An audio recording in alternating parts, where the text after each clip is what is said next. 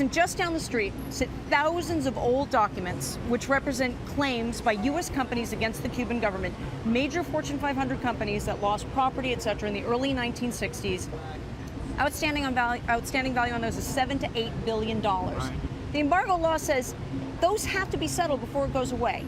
What are the real chances of that? Well, there has to be made, some progress has to be made. We just can't leave those there and not address them. Certified claims are part of the overall fabric of why the embargo was put in place in the first place. So, but they're going to settle for 10 cents on the dollar, 50 cents on the dollar? Is there any precedent for something like this? Yeah, there is. We know for sure they will be settled. This program's been around since 1949, and we've settled a lot of cases against Soviet Union, against Vietnam, against the East German Republic.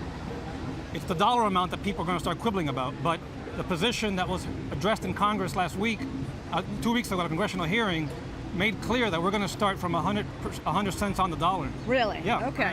Now, besides the U.S. claims, so these are U.S. companies and individuals, there's also all the Cuban exiles who live here in the United States and lost property. You represent a lot of those folks. We interviewed one family, the heirs to the Guantanamo sugar factory.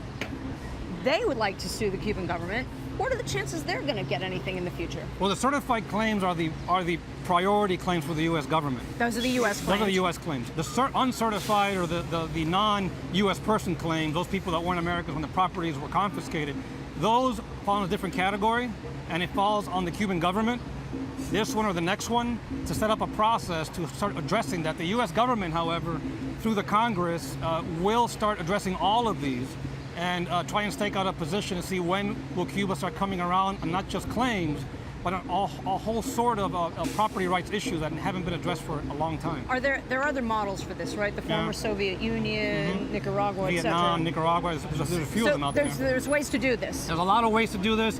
I just think folks need to get a little more serious about it, and we had hoped that instead of opening the embassy ahead of time, they would have done some of this beforehand. The Cuban government says that they deserve reparations for the embargo against them. That's novel. I guess we can also argue that the Cuban government owes the rest of the free world the reparations for what they did to the world during the Cold War and waging wars of liberation throughout Latin America. That's a specious argument.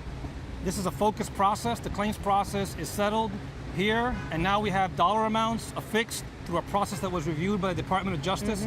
That dollar amount is the one that we will negotiate off of someday.